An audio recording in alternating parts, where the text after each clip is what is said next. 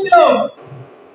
ও আমার ভাইরা, আমরা যদি নবীর আদর্শকে গ্রহণ করতে পারি, আমরা যদি নবীর আদর্শকে গ্রহণ করতে চাই, আমরা যদি শিশু হিসাবে কাকে আদর্শকে মানতে চাই, আমরা যদি কিশোর হিসাবে কাউকে আদর্শ মানতে চাই, আমরা যদি যুবক হিসাবে কাউকে আদর্শ মানতে চাই, আমরা যদি নবী হিসাবে কাউকে আদর্শ মানতে চাই, আমরা যদি সমাজ সেবক হিসাবে কাউকে আদর্শ মানতে চাই, আমরা যদি সমাজ সংস্কার হিসাবে কাউকে আদর্শ মানতে চাই, আমরা যদি ভাইরা আমার একজন নানা হিসাবে যদি কাউকে শ্রেষ্ঠ আদর্শ মানতে চাই, আমরা যদি একজন মা পিতা হিসাবে কাউকে শ্রেষ্ঠ আদর্শ মানতে চাই, আমরা যদি একজন নেতা হিসাবে কাউকে আদর্শ মানতে চাই, শুধু তাই নয় ভাইরা আমার, একজন যদি সফল রাষ্ট্রনায়ক হিসাবে কাউকে আদর্শ মানতে চাই, পৃথিবীর মধ্যে এমন কোন আদর্শ যে নাই, আদর্শবান ব্যক্তি নাই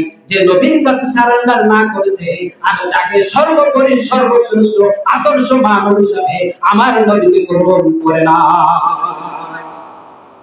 ভাইরা আমার, একজন সমাজসেবক, সমাজ সংস্কারক, শুধু তাই নাই, একজন সফল শ্রেষ্ঠ রাষ্ট্রনায়ক হিসাবে তিনি তার আদর্শের নমুনা সারা পৃথিবীর কাছে উন্মুক্ত করে দিয়েছেন। যদি তোমরা শান্তি পেতে চাও, শান্তি পেতে চাও, আর তোমরা যদি সমাজকে সুন্দর করতে চাও, তাহলে আমি মুহাম্মদুর রাসূলুল্লাহ সাল্লাল্লাহু আলাইহি ওয়াসাল্লামের আদর্শকে তোমরা ধারণ করো, ফলো করো, অনুসরণ করো। সোনার হবে সমাজ, হবে সোনা, যেখানে সবাই সবার নিরাপত্তা পাবে। বলেন ঠিক কিনা বলো? এই জন্য ভাইরা আমার নবীর আদর্শ কেমন ছিল দেখেন। যখন রাসূল সাল্লাল্লাহু আলাইহি ওয়াসাল্লাম শিশু ছিলেন, তার আদর্শের মধ্যে যে আদর্শ সর্বপ্রথম আদর্শটি সর্বপ্রথম প্রতিষ্ঠিত ছিল, তিনি ছিলেন আলামিন, তিনি ছিলেন বিশ্বশীল, তিনি ছিলেন সত্যবাদী, জীবনে কোনোদিন কখনো মিথ্যা কথা বলেন নাই। সমাজের ওই সময়ের মক্কার কুরাইশের লোকেরা, গোত্রের লোকেরা তাকে আলামিন হিসেবে উপাধি দিয়েছিল। কারণ কি? তিনি জীবনে কোনোদিন মিথ্যা কথা বলেন নাই ভাইরা আমার। কিন্তু সেই নবী যখন আস্তে আস্তে যুবক হয়ে গেলেন এবং তিনি নবুয়ত প্রাপ্ত হয়ে গেলেন, তিনি যখন ওই পাহাড়ের চূড়ায় বসে কাফেরদেরকে ডেকে বললেন, তোমরা কি আমাকে আলামিন হিসেবে মানো? বলা হ্যাঁ, আলামিন হিসেবে মানি। যদি তোমরা মেনে থাকো, তাহলে আজকে আমি তোমাদের যে ডিক্লার দিয়ে দেবো, এমন একটা বিষয়ের দাওয়াত দিব, সেটা তোমরা গ্রহণ করবে কিনা? বলে হ্যাঁ হ্যাঁ, মুহাম্মদ সাল্লাল্লাহু আলাইহি ওয়াসাল্লাম যে কথা বলে তার মধ্যে কোনো বিন্দুমাত্র সন্দেহ নাই, সংশয় নাই, তিনি জীবনে কোনোদিন মিথ্যা কথা বলে না। আমরা এক বাক্যে জনাবে মুহাম্মদুর রাসূলুল্লাহ সাল্লাল্লাহু আলাইহি ওয়াসাল্লামকে, মুহাম্মাদের কথাকে আমরা মেনে নিব। যে পাহাড়ের পাদদেশে বসে সমস্ত মক্কার কুরাইশের গোত্রের লোকদেরকে ডেকে বললেন, তোমরা যদি আমাকে আলামিন হিসাবে গ্রহণ করো, মানো, তাহলে একটা কথার উপরে তোমাকে বিশ্বাস করতে হবে, ঈমান আনতে হবে। তোমরা যে মূর্তি পূজা করছো, শিরকি করছো, এই শিরকিয়া শিরকে এক আল্লাহর প্রতি ঈমান আনতে হবে এবং তাকে একমাত্র ইলাহ হিসেবে মেনে নিতে হবে। ও আমার ভাইরা, যে মুহাম্মদ ছিল আলামিন, সত্যবাদী, যখন এই দাওয়াত দিলেন, সঙ্গে সঙ্গে আবু জেহেল কুরাইশের লিডার বলে উঠল, কাব্বালাকা ইয়া মুহাম্মদ, আলিহাযা আস্তামিনা। ও মুহাম্মদ, তুমি ধ্বংস হও, তুমি কি আমাকে এই দাওয়াত, আমাদেরকে এই দাওয়াত দেওয়ার জন্য ডেকে আসো? আমরা কি আমাদের বাপ দাদার ধর্ম ছেড়ে দেব? পশ্চিমকালে ছাড়তে পারবো না। আমাদের বাপ দাদার ধর্মই হচ্ছে সর্বশ্রেষ্ঠ এবং সত্য। নাউযুবিল্লাহ। ও আমার ভাইরা, যে নবী ছিলেন আলামিন, যে ব্যক্তিটি ছিলেন কিছুক্ষণ আগে আলামিন, তাদের কাছে প্রিয় পাত্র, কিছুক্ষণ পর হয়ে গেলেন তাদের শত্রু।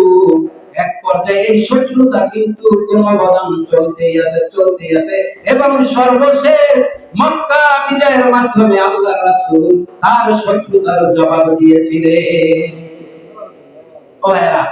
তাহলে এক নবীর আদর্শ নবী সত্যবাদী ছিলেন, জীবনে কোনো মিথ্যা কথা বলেন।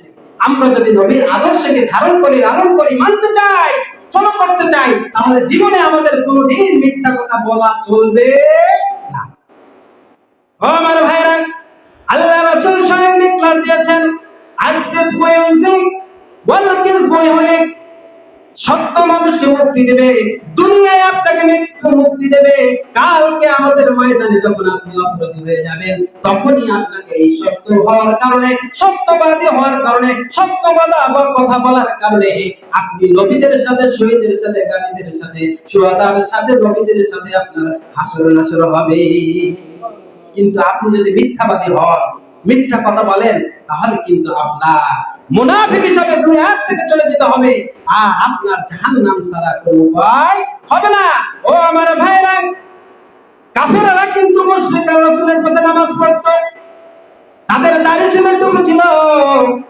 ও আমার ভাইরা, শুধু সিজদা দিয়ে যদি নাজাত পেয়ে যেত, তাহলে কিন্তু Abu Jahl, Abul hub, Umayya ইবনে খালদ তারাও কিন্তু জান্নাতি হতো। কিন্তু তারা পারে নাই, তাদের মধ্যে মুনাফিকি ছিল। এই জন্য আল্লাহ রাব্বুল আলামিন সূরা বাকারার মধ্যে কোট করেন, লান তানালান তুওয়াল্লু ওয়াজুহাকুম কিবালাল মাশরিকি ওয়াল মাগরিবি ওয়ালাকিন্নাল বিররা মান আমানা বিল্লাহি ওয়াল ইয়াউমিল আখির। তোমরা কি মনে করেছো শুধু পশ্চিম দিকে মাথা ঠুকাইয়া সিজদা করলে তোমাদের ইবাদত বন্দেগী শেষ, তোমরা ডিক্লার দিয়ে দাও নিজেদেরকে জান্নাতি হয়ে গেছো? তা নয়, তা নয়। তোমরা যদি সত্যিকারে আল্লাহকে সিজদা দিতে চাও, আর আল্লাহকে যদি ভালোবাসো, আর প্রকৃতপক্ষে তুমি যদি আল্লাহর আনুগত্য করো, তাহলে সিজদার পাশাপাশি এই সিজদার যে আরো হুকুম আছে, সেই হুকুম তোমাকে পালন করতে হবে।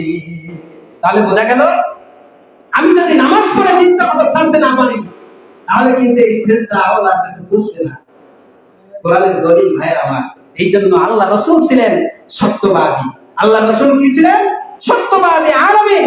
ও আমার ভাইরা, আপনারা যদি আমানতদার হিসেবে কাউকে পৃথিবীর বুকে ফলো করতে চান, আমার ভাইরা জেনে রাখুন, পৃথিবীর মধ্যে সবচাইতে বেশি আমানতদার ছিলেন আমার নবী জনাবে মুহাম্মদুর রাসূলুল্লাহ সাল্লাল্লাহু আলাইহি ওয়াসাল্লাম।